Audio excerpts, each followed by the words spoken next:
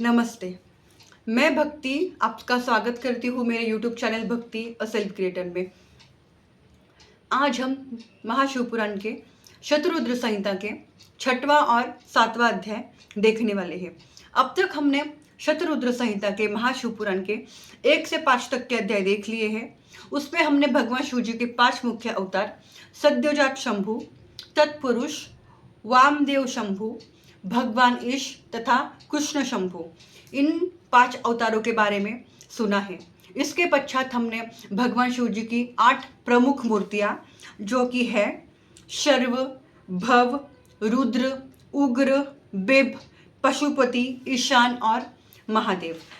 फिर ब्रह्मा जी का सहाय करने के लिए भगवान शिव जी ने सृष्टि का सृजन करने के लिए अर्धनारेश्वर रूप भी धारण किया। उन्होंने जगन माता को अपने आधे शरीर में स्थान दिया। अब तक हमने भगवान शिव जी का अर्धनारेश्वर स्वरूप का वर्णन सुना है, उनके प्रमुख 5 अवतार तथा उनके 8 प्रमुख मूर्तियों के बारे में सुना है। आज हम महाशिवपुराण के शतरुद्र संहिता के 6वां और 7वां अध्याय देखेंगे। इन 2 अध्यायों में हम नंदिकेश्वर भगवान कैसे प्रकट हुए, उन्होंने भगवान शिव जी की समीपता कैसे प्राप्त की, उन्होंने शिव तत्व को कैसे जाना, इसका वर्णन हम आज के इन 2 अध्यायों में देखने वाले हैं। तो हम शुरू कर रहे हैं शतरुद्र संहिता का महाशिवपुराण का 6वां अध्याय। यह कथा सनत कुमार जी को नंदिकेश्वर भगवान ही साक्षात अपने मुख से बता रहे हैं। जो सनत कुमार है वो नंदिकेश्वर भगवान जी से पूछ रहे हैं कि आपने अब तक हमें भगवान शिव जी की बहुत ही सुंदर और अप्रतिम कथाएं सुनाई है, पर अब हम वो कथा सुनना चाहते हैं जिससे आप प्रकट हुए, आपने शिव तत्व को कैसे जाना तथा आपने भगवान शिव जी की समीपता कैसे प्राप्त की, आप हमें अभी इसके बारे में बताएं। इस पर नंदिकेश्वर भगवान कहते हैं कि एक समय में जो शार्दूल शिलाद मुनि है वो बहुत तपस्या कर रहे थे। तप करते करते वो शिवलोक को भी प्राप्त हो गए, पर उनकी तपस्या को देख जो देवताओं के देव इंद्र है वो शार्दूल शिलाद मुनि के पास में गए और उनसे कहा कि तुमने जो तपश्चर्या की है उसका वर मैं तुम्हें देना चाहता हूँ, तुम मुझसे क्या मांगते हो मांगो। इस पर शिलाद मुनि कहते हैं कि मुझे ऐसा पुत्र चाहिए कि जिसका कभी भी अंत ना हो, वो कभी भी मृत्यु को प्राप्त न हो। जैसे ही इंद्र ये बात सुनता है वो शिलाद मुनि से कहता है कि इस ब्रह्मांड में ब्रह्मा, विष्णु तथा हम देवता, हम लोगों का कालावधि भी निर्धारित है, हम भी यहाँ पर हमेशा के लिए नहीं है, तो तुम ऐसे पुत्र की कामना कैसे कर सकते हो जो कि मृत्युहीन हो।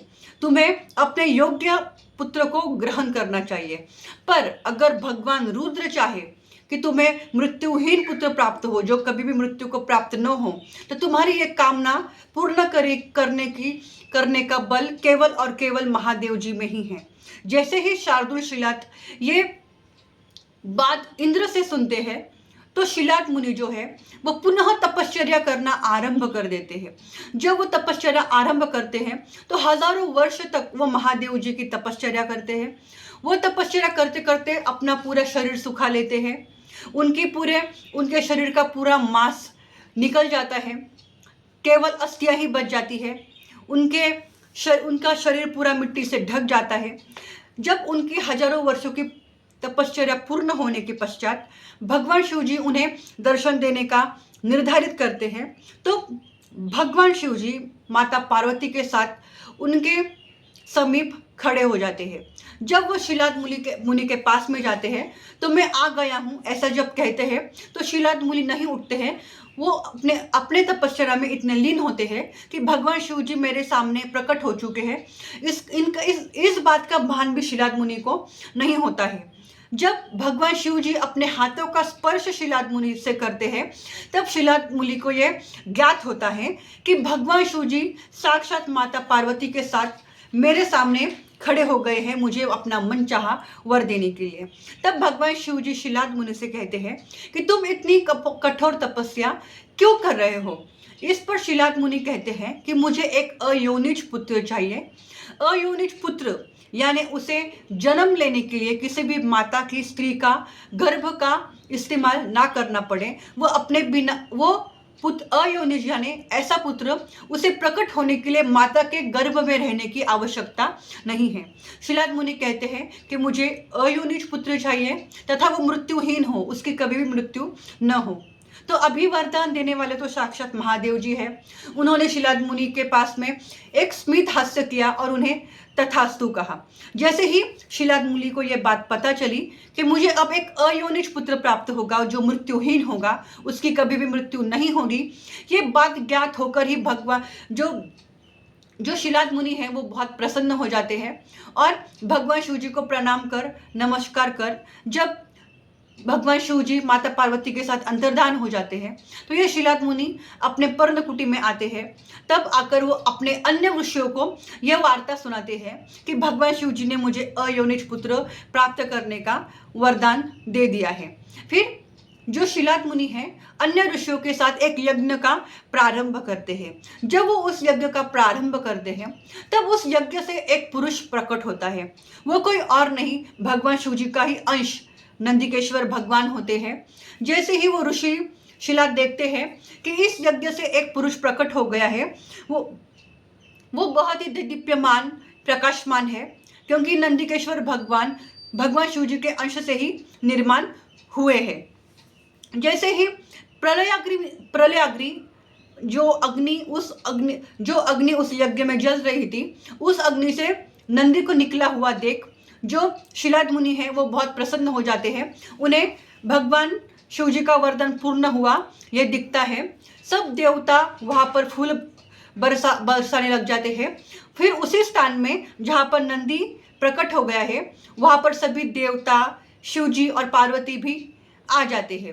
सभी शिव जी और पार्वती को नमस्कार करते हैं, अप्सराएं गाने लगती है, सब प्रसन्न हो जाते हैं कि भगवान शिव जी ने शार्दूल शिलाद मुनि को अयोनिज पुत्र तथा कभी भी मृत्यु न होने वाला पुत्र वरदान में दे दिया है। जब शिलाद मुनि अपने पुत्र को देखते हैं तो उसके 3 नेत्र, चतुर्भुज, जटा मुकुटधारी वो बालक होता है। ऐसा दृश्य देखकर शिलाद मुनि बहुत ही प्रसन्न हो जाते हैं। फिर कुछ देर पश्चात जब सभी देवता अपने स्थान पर चले जाते हैं, शिव पार्वती अपने स्थान पर चले जाते हैं, फिर जो शिलाद मुनि है वो अपने पुत्र से कहते हैं कि तुमने मेरे जीवन में प्रकट होकर, मेरे जीवन में आकर मुझे आनंदी किया है, इसलिए मैं तुम्हारा नाम आज से नंदी रखता हूँ। तो ये है हमारे नंदिकेश्वर भगवान जो भगवान शिव जी के वाहन है और भगवान शिव जी के वरदान से ही वो अयोनिज उत्पन्न हुए हैं, उनका कभी भी मृत्यु नहीं हो सकता। शिलाद मुनि को वरदान देने के लिए उनकी उत्पत्ति हुई थी। इस तरह हमारे नंदिकेश्वर भगवान जी का प्रादुर्भाव इस सृष्टि में हुआ। फिर शिलाद मुनि उनका अपने पुत्र का नाम नंदी रखते हैं, क्योंकि उनका कहना होता है कि इस पुत्र ने मेरे जीवन में प्रकट होकर मुझे आनंदी किया है, तो मेरे पुत्र का नाम नंदी होगा। जब भगवान शंकर जी, देवता सब अपने अपने स्थान को अंत में लौट जाते हैं, तब ये नंदी एक साधारण मनुष्य का रूप धारण कर लेता है। और जैसे कि हम जानते हैं कि मनुष्य मृत्यु से रहित हो ही नहीं सकता, मनुष्य को एक मृत्यु को अपने जीवन में अंतकाल में देखना ही पड़ता है। जब ये दृश्य नंदी जी के पिता देखते हैं शिलाद मुनि, तो उन्हें बहुत दुख होता है कि मेरे पुत्र ने एक मनुष्य का स्वरूप धारण कर लिया है। वो रुदन करने लग जाते हैं। तथा पश्चात जैसे ही शिलाद मुनि इस बात पर दुख व्यक्त करने लगते हैं, पर शांकलायन के पुत्र जो शिलाद मुनि जो कि नंदिकेश्वर जी के पिता है, वो अपने जो पुत्र है नंदिकेश्वर उनको 7 वर्ष की अवस्था में ही वेद शास्त्र पढ़ा देते हैं। उन्हें वेदों में, शास्त्रों में, उपनिषदों में बड़ा तरबेज कर देते हैं। जब ये नंदी साधारण मनुष्य का रूप धारण कर जब शिलाद मुनि के साथ रहने लग जाते हैं, जो कि शांकलायन के पुत्र हैं, तब उस समय शिलाद मुनि के जो मित्र वरुण है वो घर में आते हैं और वो नंदी जी को देखकर बहुत प्रसन्न होते हैं तथा कहते हैं कि तुम्हारा ये पुत्र तो बड़ी छोटी अवधि का है, थोड़ी अवधि का है, फिर भी ये पूरे विद्याओं में, शास्त्रों में, वेदों में पारंगत है। पर इसका क्या फायदा? हम तो देख रहे हैं कि इसका केवल 1 वर्ष का ही आयु काल बाकी है।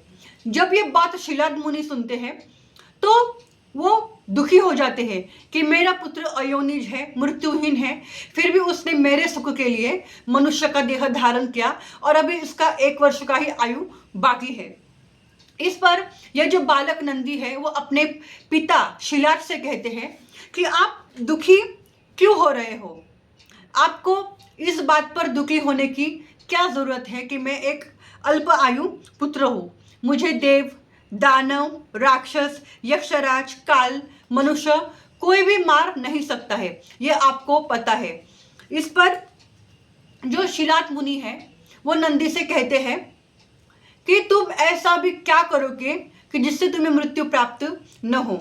इस पर नंदी जी जो है वो स्मित हास्य कर कर अपने पिता शिलाद से कहते हैं कि मृत्यु को प्राप्त न करना, कभी भी मृत्यु न होना, यह वरदान, यह उपकार करने की क्षमता तो केवल और केवल देवाधिदेव महादेव में ही है।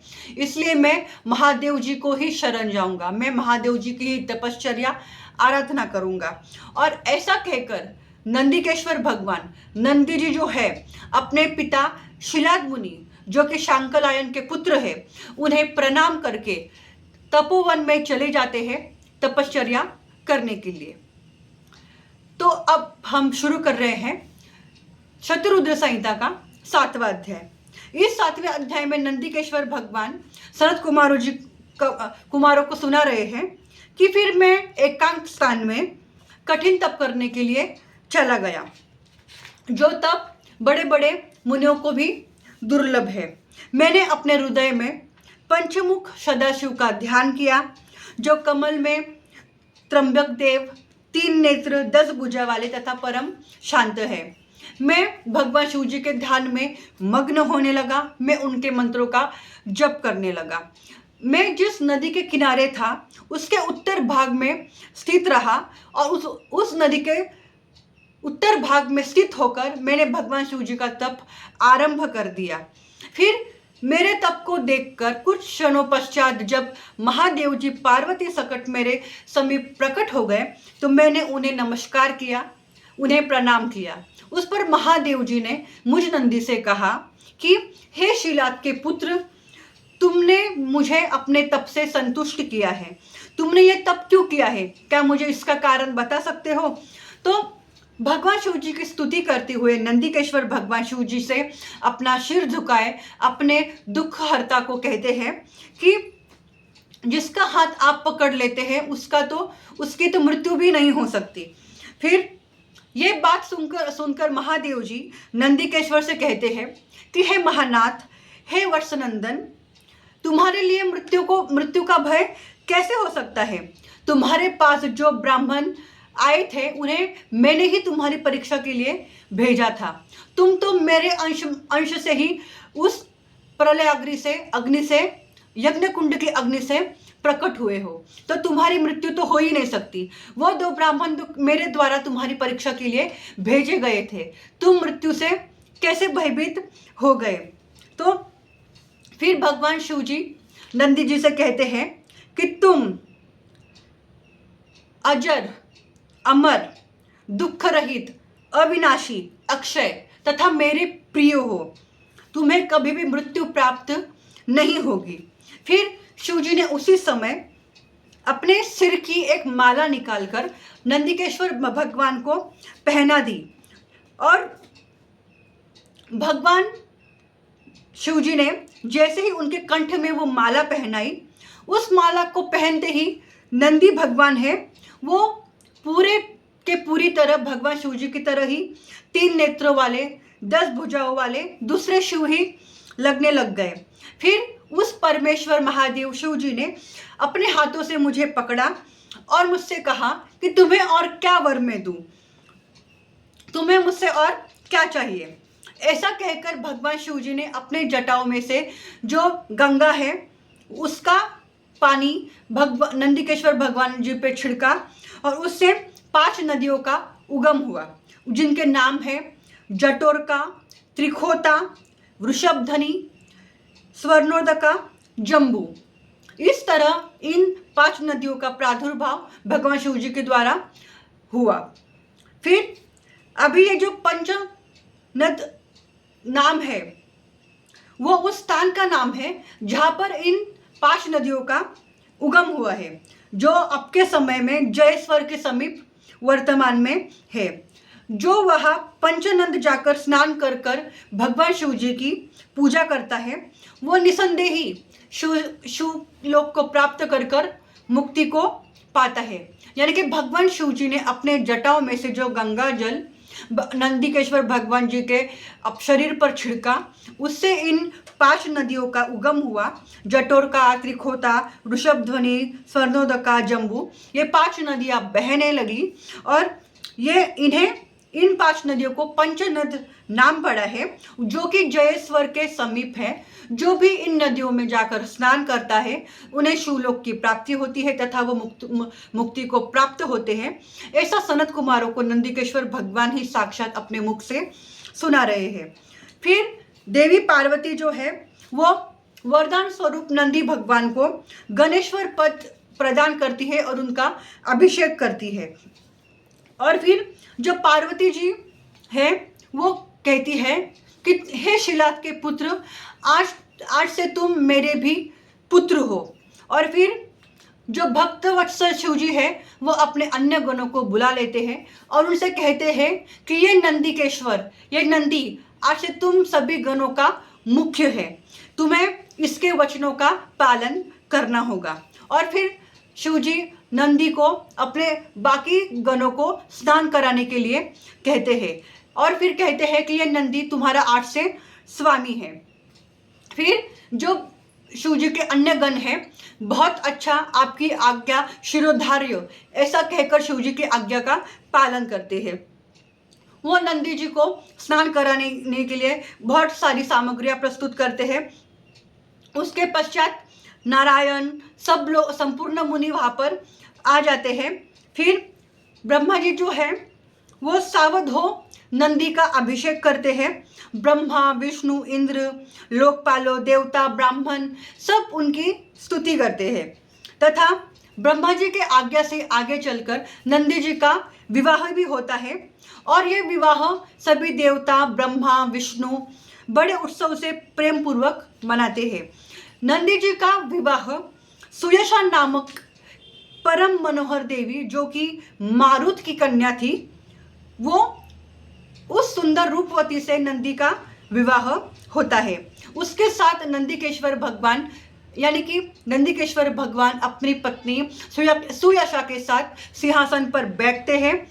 महालक्ष्मी आकर उन्हें मुकुट आदि पहनाती है, दिव्य हार देती है उन्हें। फिर जो नंदीकेश्वर भगवान है वो सबको प्रणाम करते हैं। फिर भक्तवत्सल शिव जी ने नंदीकेश्वर का ये रूप देखकर उन्हें बड़ी ही प्रसन्नता प्राप्त हुई। उन्होंने नंदीकेश्वर भगवान के लिए प्रेम प्रकट किया तथा देवी ने उन्हें वर मांगने को कहा। इस पर नंदीकेश्वर भगवान कहते हैं कि मैंने माता से उनके चरणों में परम भक्ति, नित्य भक्ति मांगी। इस पर देवी यानी कि पार्वती माँ ने उन्हें तथास्तु कहा। इसलिए जो नंदीकेश्वर भगवान है वो माता पार्वती के प्रति भक्ति रखते हैं तथा माता पार्वती जो नंदीकेश्वर भगवान की पत्नी है सुयशा, उसे भी यह वरदान देती है कि तुम पुत्र पौत्रादिकों से संपन्न रहने वाली, त्रिनेत्रा, जन्म रहिता तथा अपनी पति में परम भक्ता रहोगी। ऐसा वरदान पार्वती माता नंदी की पत्नी सुयशा को देती है। तत्पश्चात सभी बांधवों को लेकर, अपने कुटुंबियों को लेकर नंदी और उसके परिवार को लेकर महादेव जी अपने स्थान को चलने के लिए चल पड़ते हैं। फिर सभी अन्य देवता भी भगवान शिव जी को प्रणाम कर नमस्कार कर अपने स्थान को चले जाते हैं। फिर नंदीकेश्वर भगवान अंत में सनत कुमार जी से कह रहे हैं कि जो मनुष्य मुझ नंदी के इस आख्यान को श्रद्धा सहित पढ़ता सुनता है, वह संसार में परम भोग कर परलोक में उत्तम गति प्राप्त करता है। इस प्रकार शिव जी के 43 अवतार हुए हैं। तो आज हमने भगवान शिव जी के जो नंदिकेश्वर भगवान हैं, उनके जो वाहन हैं, उनका अवतार कैसे हुआ, उनका प्रादुर्भाव कैसे हुआ, इसका पूर्ण वर्णन आज हमने सुन लिया है। अगले वीडियो में हम सुनेंगे भैरव अवतार के बारे में। तब तक के लिए आप महादेव जी को याद करिए और कहते रहिए सांब सदाशिव, सांब सदाशिव।